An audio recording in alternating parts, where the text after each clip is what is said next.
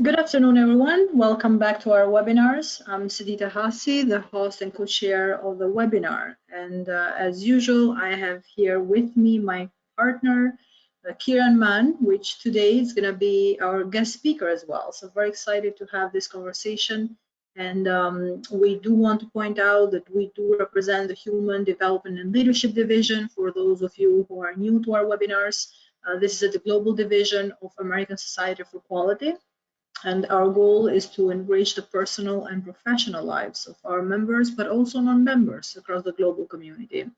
We do host monthly webinars. We're very lucky to have great speakers already almost filled all our schedule for this year. We do have a couple of spots still open for fall and winter. So if you have anyone interested to be a speaker, please let us know. We're always looking forward to have more new topics and a new speaker join our group here. So let me go over some webinar rules before we point out who is going to be our focus for today's webinar. We do have a webinar which will be about 45 minutes speech with 15 minutes question and answers, but we're always welcoming questions that you have or comments or any thoughts that you feel like sharing with the whole group here. And you can do so during our webinar as well. Especially today, we do want to point out that that's pretty welcome. So feel free to use a question box. That's something that you can use during the whole webinar, and we'll be sharing those with the speaker and discuss those inputs as well. So feel free to use that during the whole webinar. We do have, as usual, credits for participants who attend minimum 40 minutes to receive a 0.1 CU for your accreditation with ASQ for those who have certifications that require them.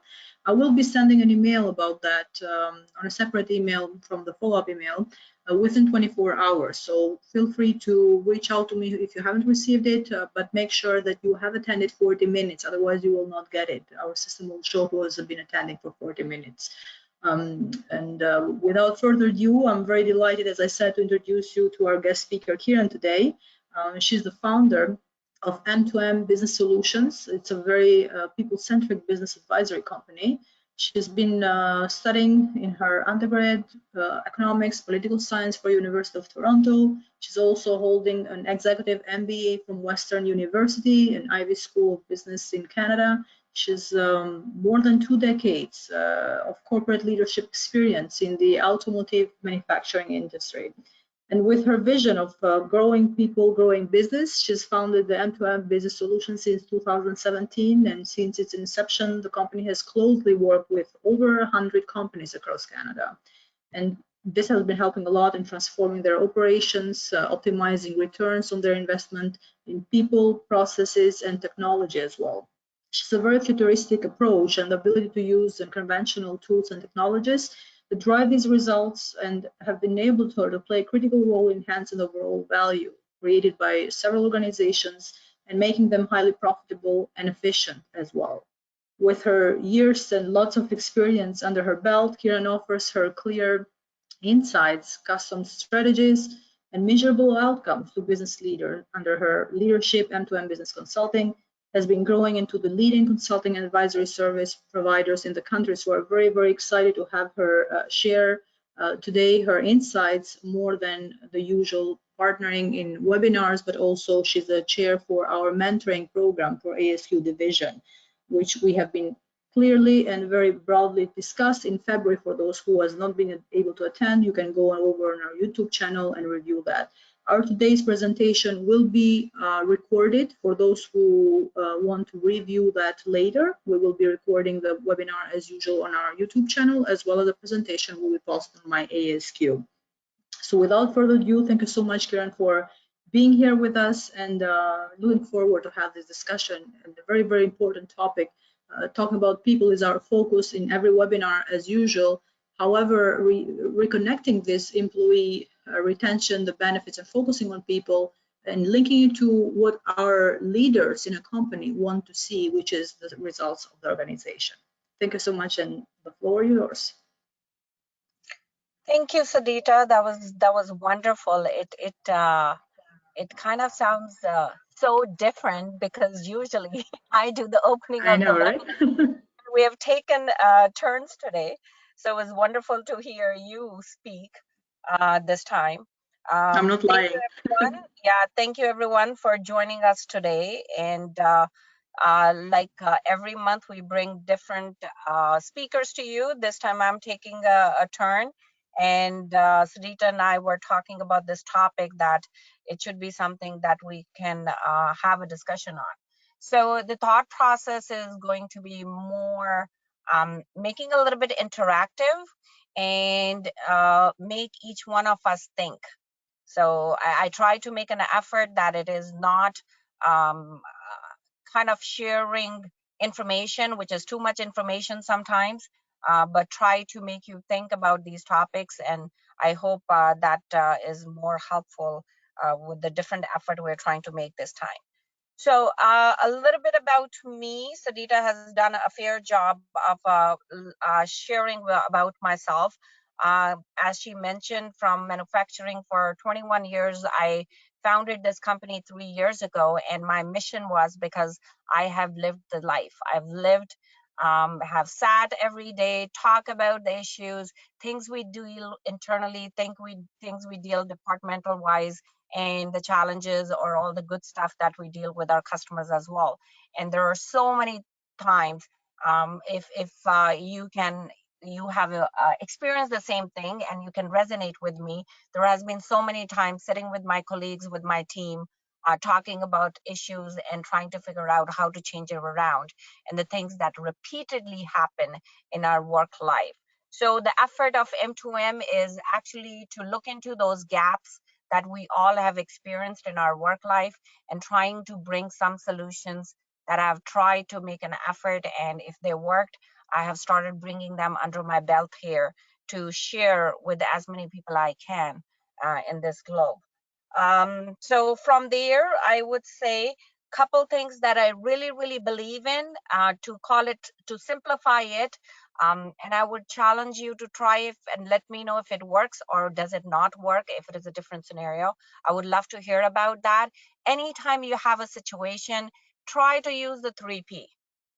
Think of a situation, think what you need to plan in it, think what type of people you need into it, and what kind of process will make it happen and effective and sustainable.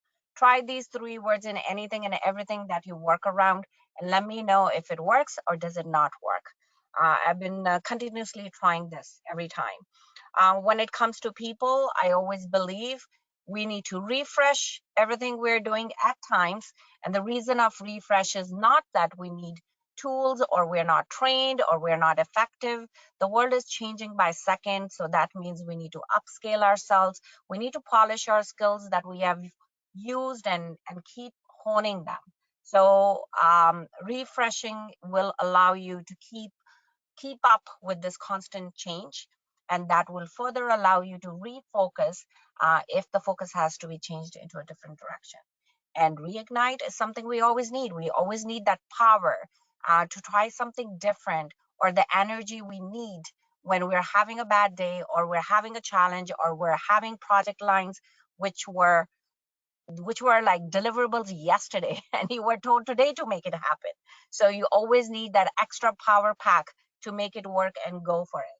And end of the day, made to measure. That's what M2M stands for. Let's do only the things we can measure and make it sustainable. Otherwise, it's just papers and data collected in our computers.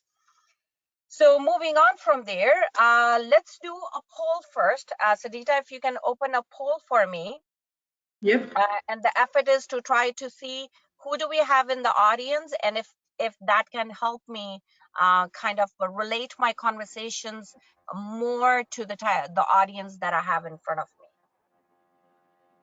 me. Okay, so we started the poll. It's going pretty fast. If you'd like to um, basically choose which kind of role, at least formal role, you have within your organization, or if you're working alone as a consultant, there's an option for that too. We'll give it a few more seconds. We kind of have an idea of our members, but we might have some people who are not members. Okay, so let's just close that one. Yep. Let's see what we have. So we have about 51% mid-management, which is the usual membership level at this division, at least, managers and supervisors. We have a couple of 60%, 16% leadership roles, working solo 23%, that's interesting, or working within a team of 2 or 5, that's a 10%. So thank you Awesome. for sharing your input. Yeah, thank you for And sharing that. And I hope I can do justice to relate to each one of you that is spending the time with us out of your busy schedule. So let me challenge you by asking this question that you see on the slide right now. What are the common goals that will make you happy in a workplace? Later on, you can also consider it at your home because they pretty much work, just have to change around a few words. But this is what I came up, and I'm sure these are not the only ones. There are many more, but some of the common ones that I hope everybody that is attending today can relate to. We all aim to complete our daily task. We always want to produce end result. We always want to make sure the responsibilities that have been given to us by the people above us, that we're completing them. That's how we feel satisfied as a human being. These are pretty much the traits that a human being will feel, irrespective of the titles, the industries, the roles that we all play in. And if we're in direct contact with customers, I don't think so there is any human being that's going to say, I do not wish my customers to be happy. We always make our very best to make our customers happy. So it's a given. End of the day, what do we want? We want to leave our workplace happy and satisfied. So if that is a pretty much basic dynamic of a human being, what do you think is required in a workplace as a bare minimum to make these things work? Let's try that out. Number one, need technical and soft skills to make sure you can do justice to the work that you have been assigned to. We all need to have our technical ability, but we also need soft skills. So ting tong and highlight there, one of the things that we do see missing in our workplaces right now is soft skills. We are not paying so much attention on soft skills yet as we do always when we check out the resumes and when we acquire a new employee in our companies. So try to look at the job descriptions, try to look at your acquisition and acquiring process for your new employees, and even the current ones that you're moving or they are in their same position. Do they have all the support from you to acquire more and more soft skills while they're acquiring their technical skills so that they can complete their commitments properly on a daily fashion? Secondly, need clarity from our leadership and what is the purpose of the company. That is one thing I would encourage you all to ask. Keep on asking till you get that clarity. What is the purpose of this company that you're working with? And when I say purpose, think of an iceberg. A purpose is the tip of an iceberg. It is that small, sharp, with that clarity.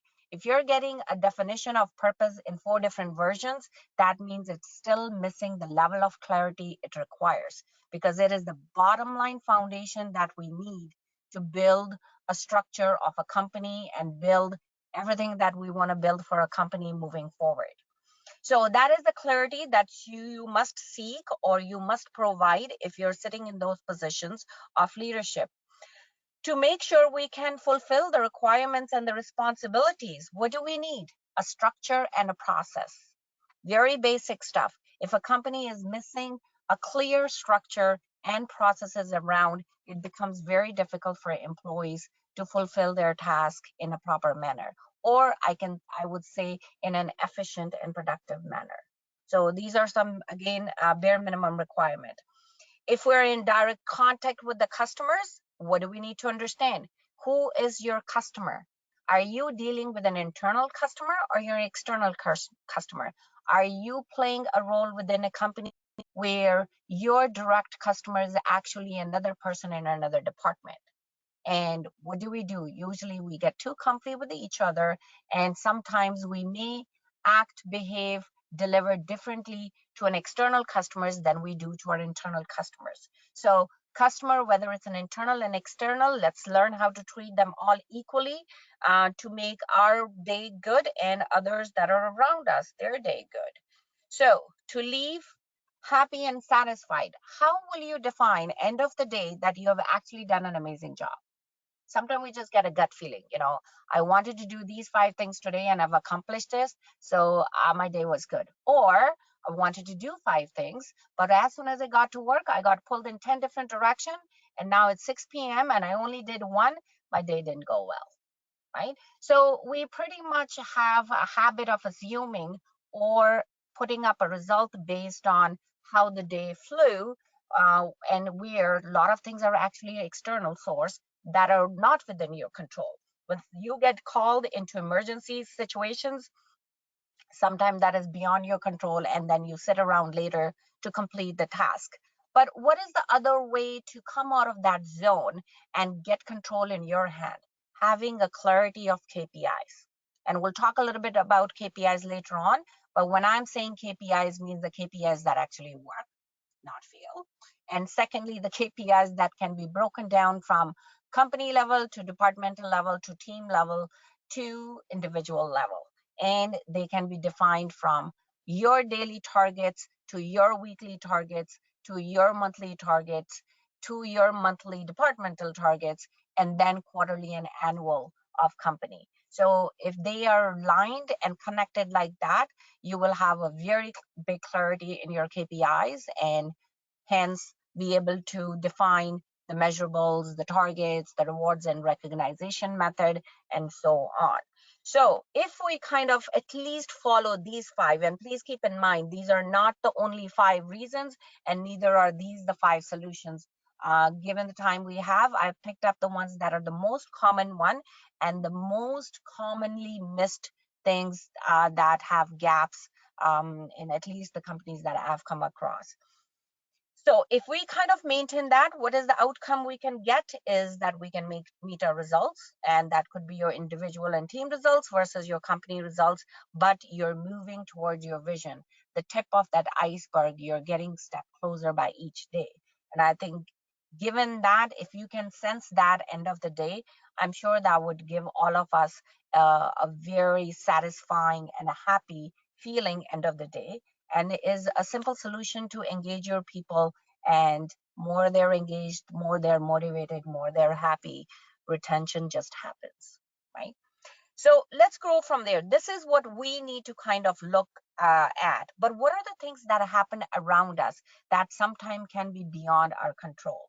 So what is happening currently now that we are kind of still post within COVID? I keep forgetting what level of COVID we are in now. But what are the things that are happening in the market right now other than COVID?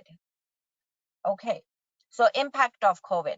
Pretty much every company is dealing in their own way of how they are impacted and what will be the consequences, or what are the changes they need to do, depending on the type of the industries and the size and their products and services. So that's a given that everybody is talking about. But what are the ones we are not talking so often? Let's see. Industry Revolution 4.0. Even EASQ has been recently quite bringing an attention and sharing a lot of knowledge and summits and events talking about 4.0 quality. So quality 4.0, which is a segment of Industry Revolution.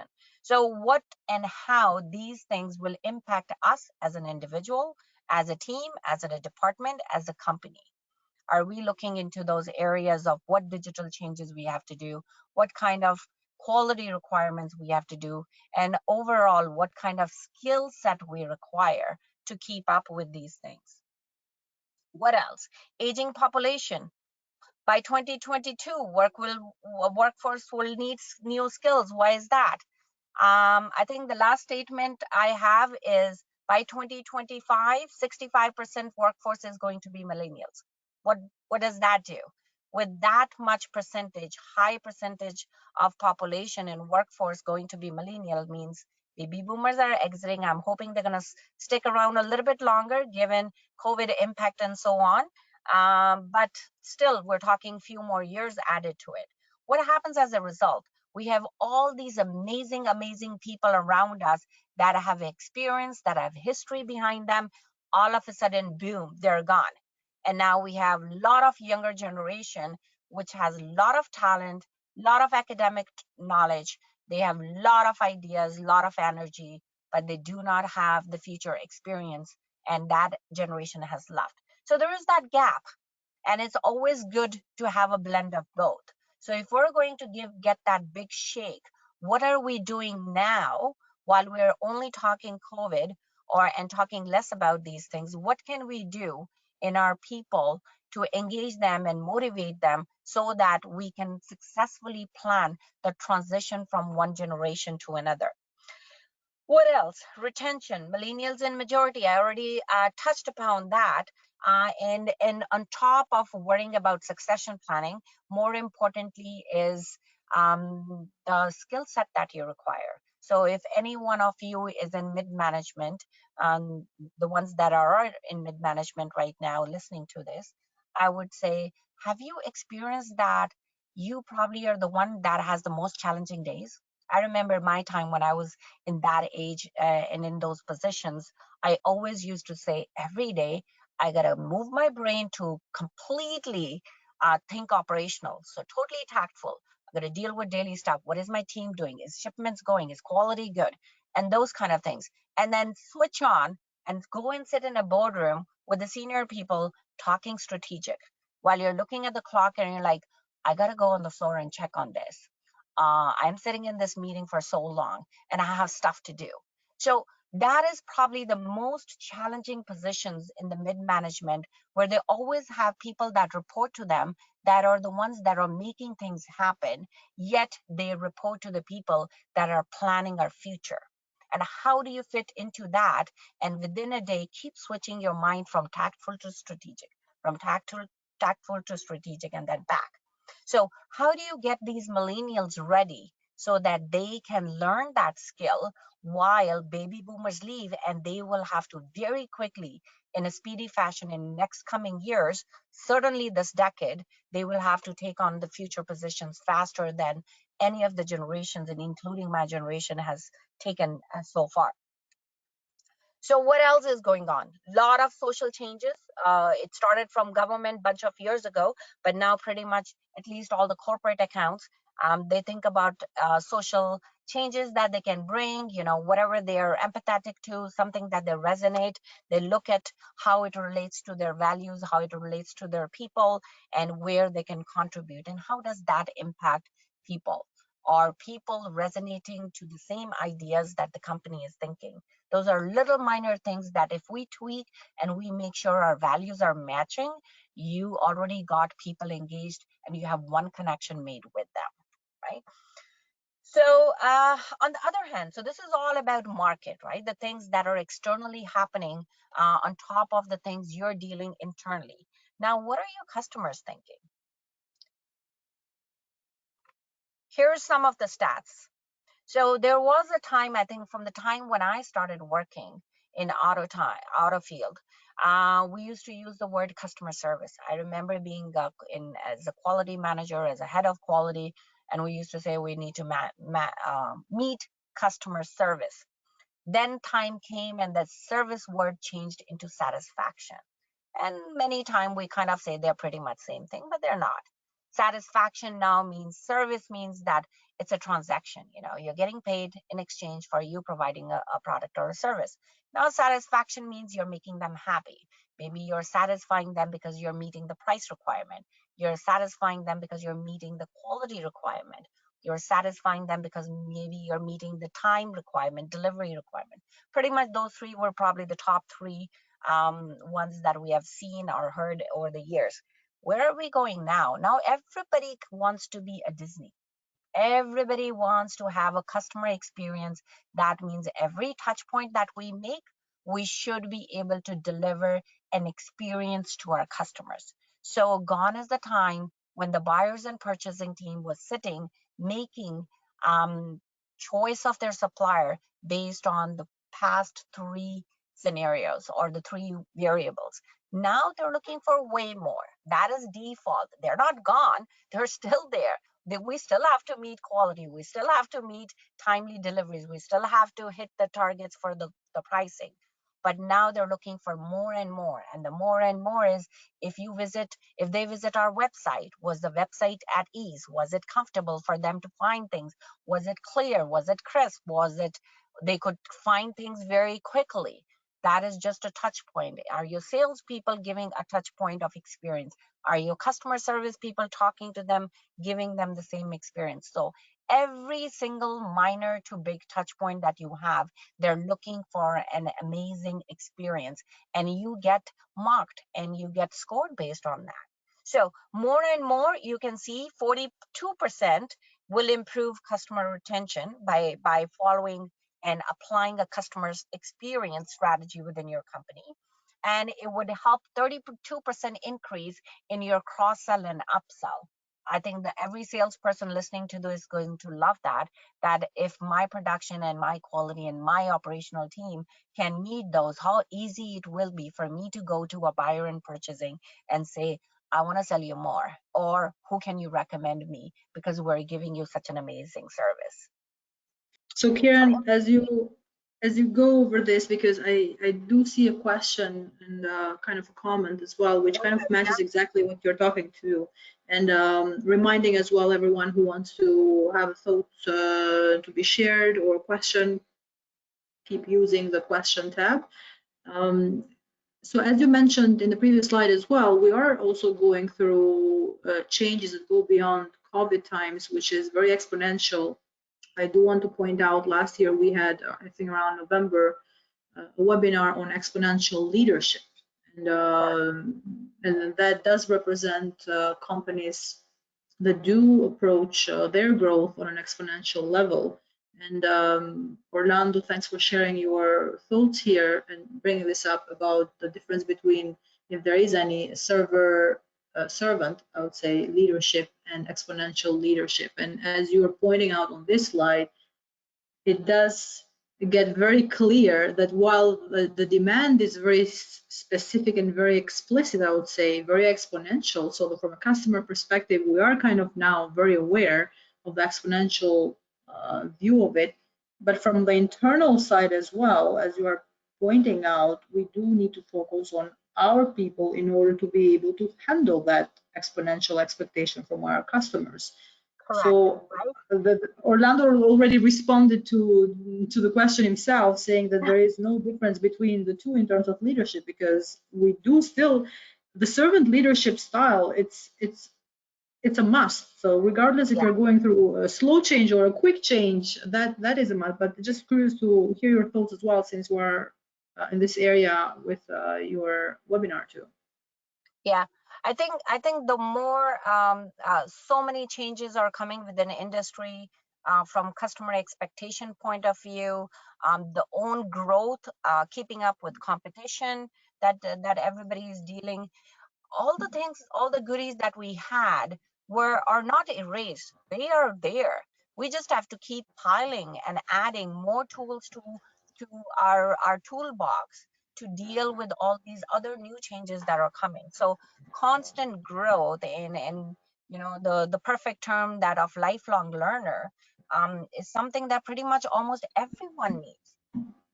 So that you don't stagnate. I think one of the predictions that I've read is that if companies by 2025 are not making certain changes, they will have a risk of stagnation and some adverse effects, because everybody is moving so fast, and hence expectations are moving so fast. So expectations are increasing, and you still have to fulfill the same quality requirement. You still have to fulfill the pricing tag and delivery tags, yet you have to deliver more and more. So how will you do that? You only can do it if you are supporting your people, you're giving them full clarity, you're giving them every single tool that they will require so that they can look at more continuous improvement stuff and bring efficiencies instead of spending their time putting up fires, right? That is the type of thought process we have to bring within, of how we can work together, whether it's generations, whether it's departments, and what do we have on hand, and at some point stop and fix the things that needs to be fixed. I think one of the perfect one I have enjoyed in my life is, I always say, as soon as you hit management level, you walk in and you have an agenda, whether it's in your phone or your computer or in your mind. I want to do this. You walk in the building, somebody calls you in this direction, somebody calls you in this direction, and there it goes. Most of the day is gone, people are going goodbyes, have a good night, and you're like, oh, but I haven't even started.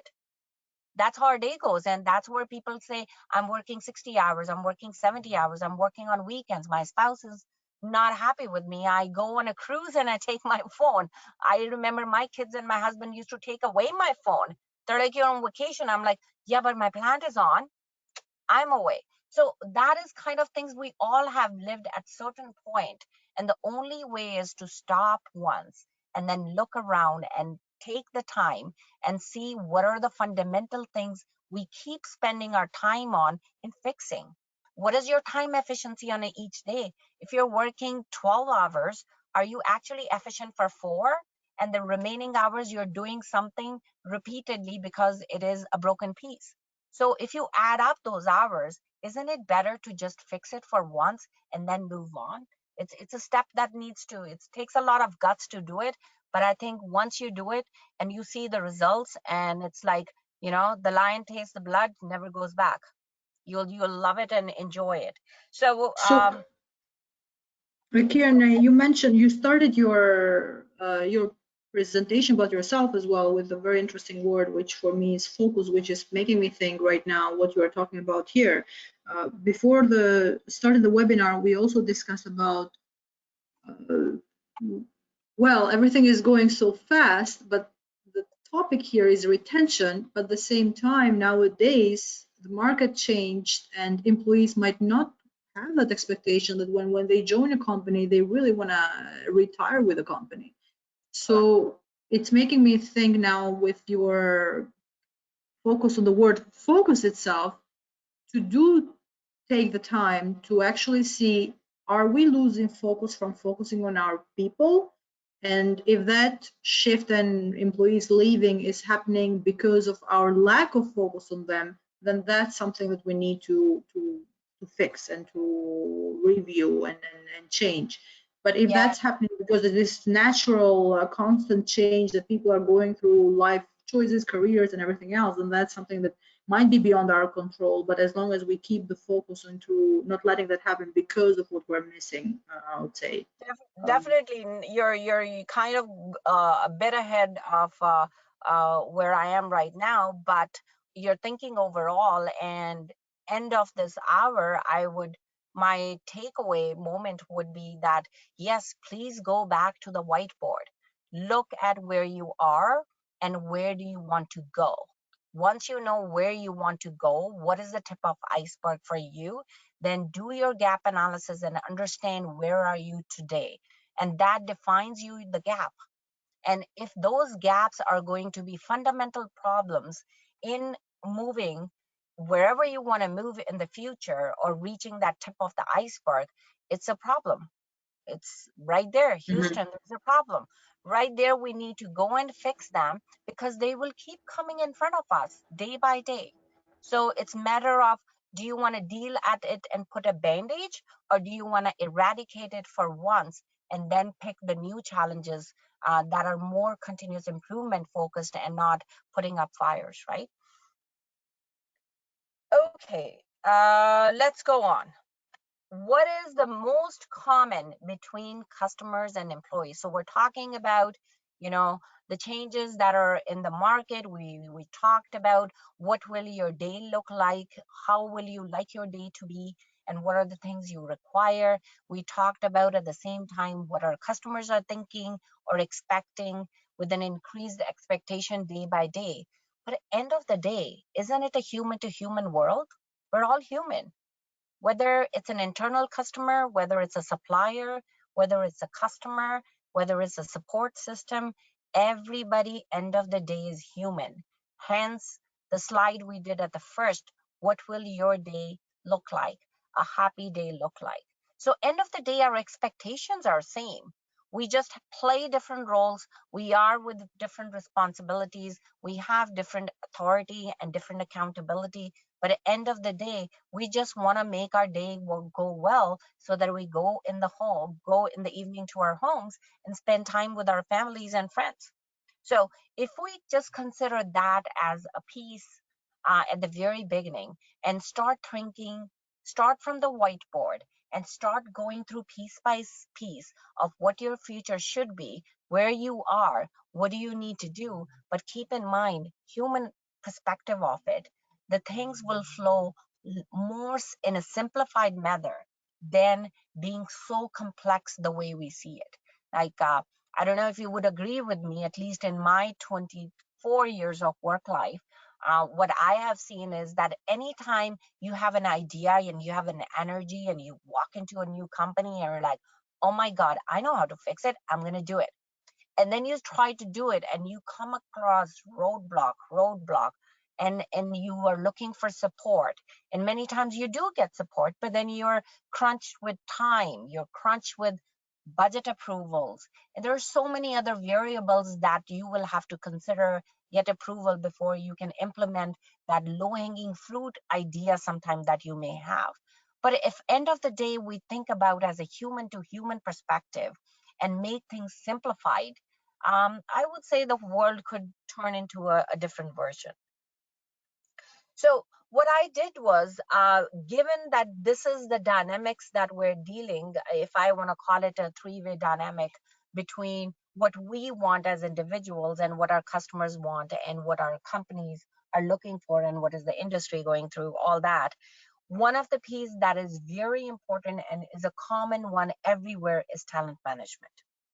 So I thought, given the time we're going to have, let's go through talent management and see how much impact it can bring to all the things that we have talked so far and the overall target we have.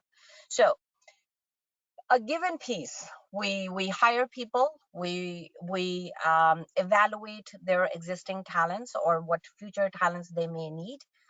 We put together their training sheets, we talk about what they have, a typical way of onboarding an employee, and then we lead them to do the work.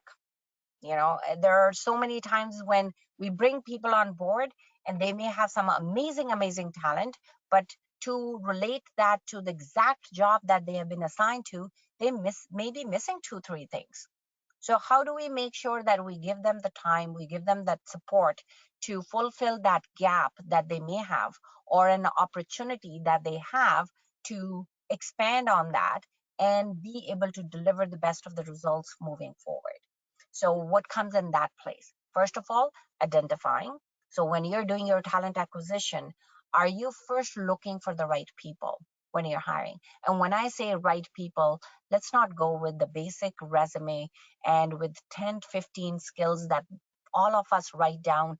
I'm good in communication, I'm good in organizational skill, I'm a good negotiator. It's like a copy paste from resume to resume. Or questions that we all sometimes memorize standing in front of a mirror before we go walk into an interview. What can we do different in that process to make it best fit for us so that we are a good fit for the employer and for employer to find a right fit in us as an employee? We can maybe go deeper into those resumes. One of the newer model that I've just started applying, actually just tried with 3 clients so far, but it's working very well, is a model of ARA. You do a job description with a model of ARA. A stands for authority, R stands for responsibility, and the third A is accountability. If somebody walks into a company and has been given a job description with full clarity, this is the authority you have, and upon that, you got to go to so and so to get next approval. These are the 10 different responsibilities that you have, and then you must fulfill it. And here's the 5 accountability that you and only you are responsible for. Wouldn't that give us, all employees, all of us, a great clarity of what is expected of us, and will make it so much easier when we're delegating tasks and identifying whom we can delegate? Because now you will have to benchmark people skills, their technical and soft skill, that do they have the ability to be at that authoritative level? Do they have that ability to fulfill those responsibilities? Do they have that ability to deliver those accountability piece? So that's what I call right team. I could be amazing in 10 things, but if I walk in a company that doesn't require those 10, they require another 10, I'm not a right person for that company. So let's go beyond finding smart people, because smart could be smart for one and may not be smart for another. So let's go with the right people. Once you have done that, you can actually do the same drill with your current employee set. With your current employees, rewrite job description. Identify the skills that they have, technical, soft skills. What are the skills that they require in their current job? Maybe there are a bunch of things that they are missing. Those are area of opportunity. Give them that opportunity to learn, whether they do it on their own or whether the company is supporting. That's totally a different complex topic, but figure that out of how to make sure the support system is there for them to grow in those skills and then be able to deliver what you're asking them to deliver. Secondly, Okay, Kiran, on this one you just mentioned, do you think it's a lack of awareness?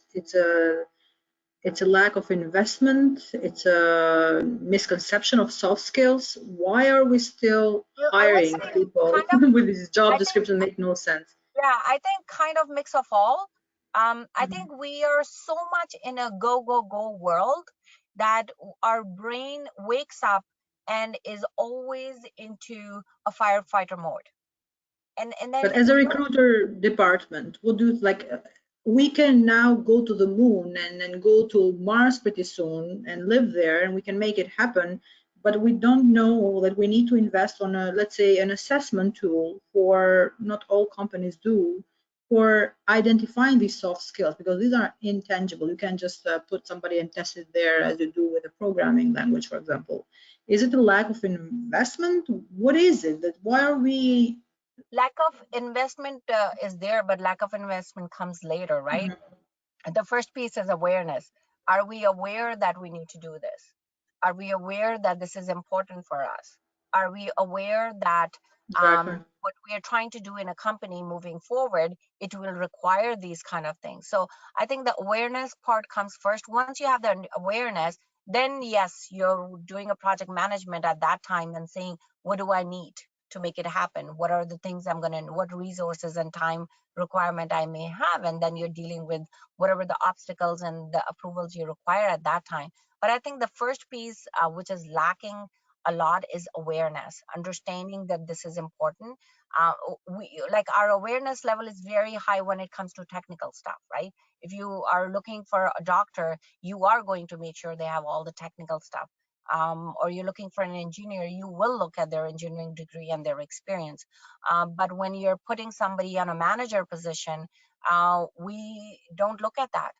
We just go by some everybody doing an amazing job, which they are, and then we say let's promote this person because that's the person that seems like the next fit in the company, within knows everything, has been doing amazing, which is completely a right piece. But there's a little piece that is missing in that picture, and that is, you're amazing in the job you're in. How does that make you equally amazing in the next job that you have been given? Because the next job may require certain other soft skills or technical skills as well that you may not have. So are we moving an individual to a next position where that person now has been sat down and you have agreed on a plan of activities they have to do over the whatever next months and year of fulfilling those little gaps that are left, so that they can now function independently and do the work and be happy. So some of these things actually are the cause of employee engagement hit that we experience in today's world, where people are not feeling engaged and they're not feeling motivated and they're more upset at times or frustrated or giving their best. And when the structure is not there, they slowly kind of stop, because like, how long should I continue because other people around me are not doing it? not saying everybody is like that, but it is a quite common picture that does come almost in all the companies that at least I have come. Some have less than others, but it's a common piece that to be aware of, that have the awareness that when you're making a change, what will it lead to, what impact it will have on other pieces. To easily understand, I would say look at a business as a a game of chess. If you move one, you got to look around everywhere, that if I do one move, what is going to be the impact of it. It is same thing in a business. You make one move, you move one person, you move a process, you bring something new, a product or a service. It is going to have an impact. You bring a new strategy. It is going to have an impact on the structure. So you must look at what kind of alignment I need to do, whether it's structure, whether it's people, whether it's processes, whether it's giving them tools, whether it's required resources, whether it's going to be required extra time for that. There's always an impact. So you have to identify those impact areas and see where you have to do an alignment before you can let go and say the new piece is actually functional and good to go on its own. So moving from these kind of pieces, identifying all these requirements, and then the third one, which we already have touched upon, is invest in people. Invest, nurture them, give them the tools, give them the clarity of your plan. Sudhita, you probably have heard one of my favorite, another example is I always say a company is like a chain. So what is chain made of? Different links. What happens if we remove a link? One link. It could be any link. It's not called a chain anymore. They may be called two pieces of chain, but it's not a chain. And that's what a company is. You remove one person and see how what the impact is on the company. You and that's exactly on the other hand, that is how important each person's work is. From a person from frontline, for somebody who's cleaning the front office and thinking that person doesn't add value to the vision, definitely does. Because if your office is not cleaned all the time and your customer walk in, what kind of impression they get to continue relationships with us? So every individual in a company directly, indirectly contributes to the vision of the company, to the success of the company, to the sustainability of the company.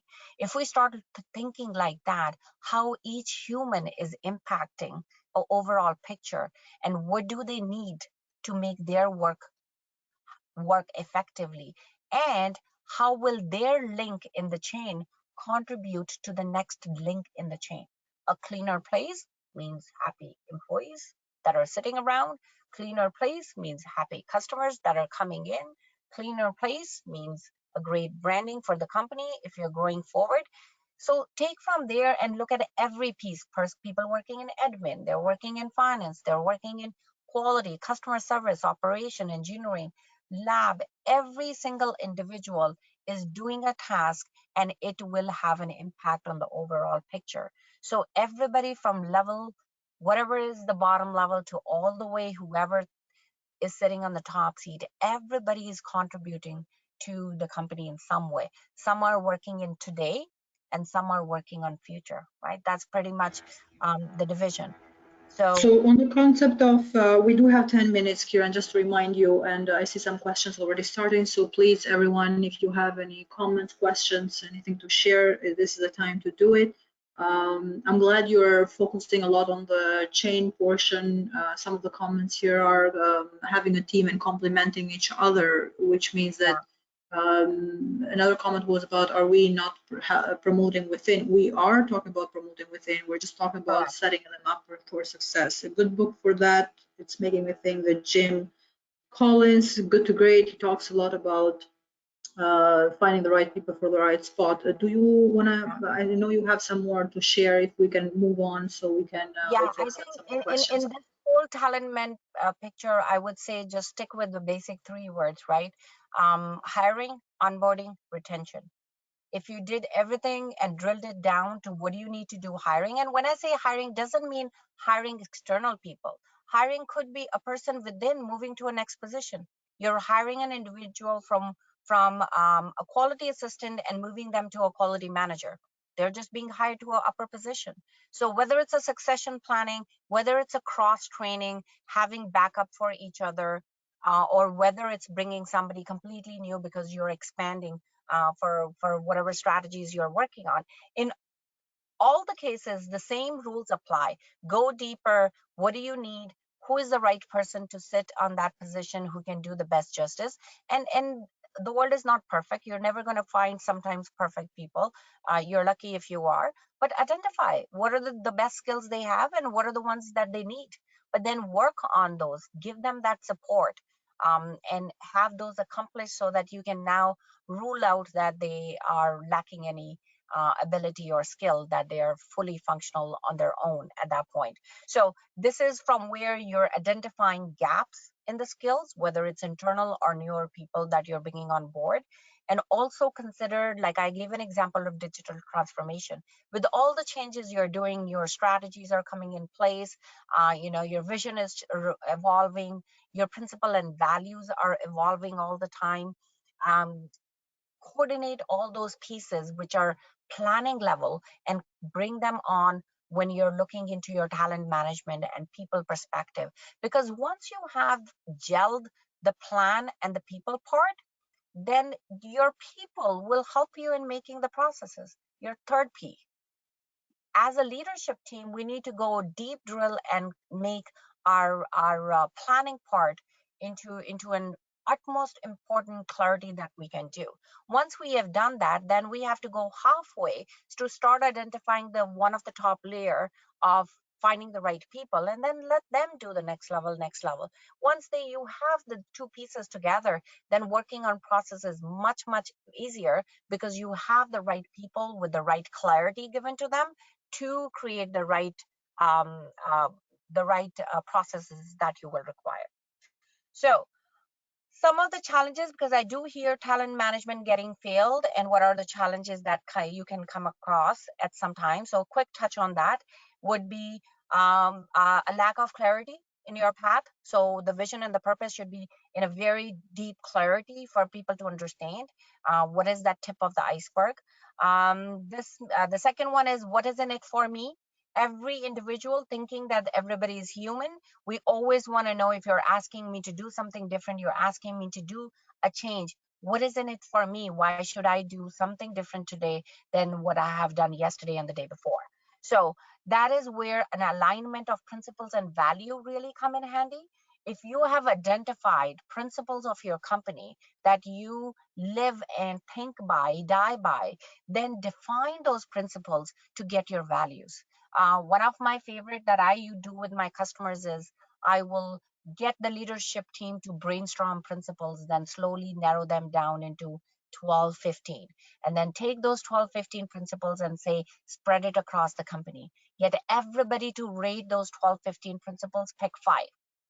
And now those five are the ones that have been chosen by every single individual in the company. And then define, what does it mean to you? Once you know what it means to you is your value. So this is how people feel engaged, and they understand that I have something for myself in it. Hence, I should contribute more, and it allows people to engage. So we're talking about the issues and obstacles that prohibit us to create an environment of employee engagement and motivation. And once you have tackled that area, the customer results, the company results, the customer experience is an automatic result. You don't have to work towards experience. If you work in the process, the outcome just happens on its own. The result will follow. Strategic planning, and that's where I a little bit touched already, where, how, who and how, where you want to go, who you are today, and how can you go there, and how is your basically your planning once you have identified the gaps between the two. Infrastructure changes that we talked about. If you're making change in your planning, your people, please do not forget your process and structures, because when they are not aligned, it is a direct touch to employee engagement and getting the results that you are looking for. KPIs, we have also touched on that. um, go deeper into identifying company-wide goals, which should come from strategic initiatives, and then from there break them down to departmental, to groups, to individual.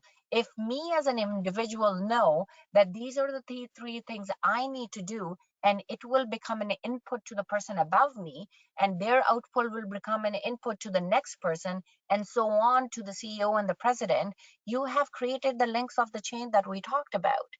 And what will that do to an employee?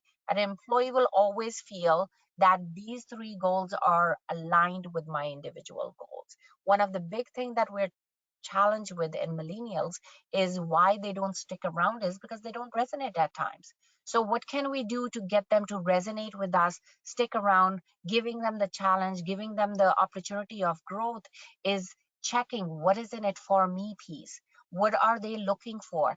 And see if you can add an alignment of what they are looking for versus what the company is looking for. And if you got that merry-go-round match, then people are more happy, engaged, and retainable. Collaboration, removing the fear of failure. Till you try it, you don't know if it was a good idea or a bad idea. We should give people that opportunity to try that and encourage taking certain risk within whatever scope that you have defined. And then recognizing and rewarding. Nothing is better than recognizing somebody specifically at the time they did something. Okay, this is just a takeaway, and I hope there's nothing I need to go over this. This is just something I left it so that if anybody is downloading the presentation later on, they can use these pieces as a takeaway of the things that you need to do from people to people, from leadership training perspective, and also from employee loyalty. The things you need to make sure you have put a check mark, and the clarity in your process in hiring, onboarding, and retention. So that's about it. We did touch on question. Is there any other questions that we had left, Sadita? We kind of went over it as you're speaking through my comments.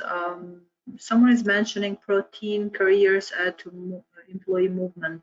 So Keith, if you would like to expand that a little bit, if Could you that's, repeat that, please? I didn't quite get it. Protein careers add to employee movement as well. I don't know if it's just a comment or a question or reflection. So if Can we Keith have, wants to expand on yeah, that, that would be. can we have him unmute himself and say it? I would have to find him. Give me a second. So Keith, if you have no noise around, you can raise your hand and unmute yourself.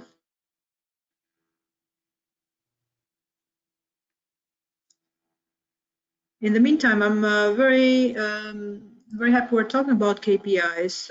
Another book, as usual, suggestion here. It's Measure What Matters, the OKR difference between the KPI and OKR. So Yeah, the objective key results, those are actually the perfect linkage between the objectives, which we yeah, do, we're supposed to get once a year at the very beginning, and the KPIs, which are what the company is measuring based on SQIs, whereas the OKRs actually might be the good fit into merging the two and doing what you just mentioned about having those KPIs transition all the way down to the employee and not just give them the objectives only without the KPIs for them as well. correct. So we do have 1 more minute, so I don't see any more question, Kiran. Any last thoughts you have? Otherwise, I'll share our Yeah. next webinar. Another one important thing is when you're creating your KPIs and giving the goals, please give them stretch goals as well. Because that allows people at different frequency or where, the capacity they can work on to kind of, if they're capable of exceeding the goals that you're giving, let them exceed it, but then recognize them. So have your goals recognized at two different levels. One is that you met the target, and two is you went beyond, and recognize those beyond actions, because that's what will promote even more and more beyond actions, right? And lastly, give them support. Like, we give people goals, one thing at time we may miss is giving them the support if they're struggling to hit those goals. After all, the sense of leadership is to develop new leaders, so we shouldn't forget that part if we want to truly consider ourselves as leaders. So thanks so much, Kiran, for sharing all this knowledge. I know many of these could be one unique webinar on its own, so we do have some more time in the future to go over more in depth into one of those items. We do have actually our next webinar. It's pretty well connected to taking that time for reflection. Our next webinar will be on May 12th, 3 to 4 p.m. Eastern Time, Spirituality and Leadership, a retrospective approach. It's actually this time we're going to Director of Roche from Germany, Vetrivel Jena Kiraman. He actually just recently wrote a book, which I actually recommend people reading it before even the webinar. It's a pretty short, 100 pages kind of book, called the same way, Spirituality and Leadership, Spiritual Leadership. Very interesting, very much reflective, meditative, retrospective sort of review on how we lead and what we're doing within the work, but also outside of work time of our life. Registration can be done on MySQL as usual. We do have the survey as usual. Please feel free to fill that. It's 1 minute or less. We do take everything into consideration to even find out new topics, so do that for yourself. As well as the credits, as I said, I will send whoever attended for 40 minutes, will send another email within 24 hours. Thank you so much for being here. Presentation will be on our YouTube channel within this week, as well as the file will be under my ASQ file on our community. Thank you again, and talk to you next month. Have a great evening, everyone. Thank you, everyone. Thanks, Karen. Bye.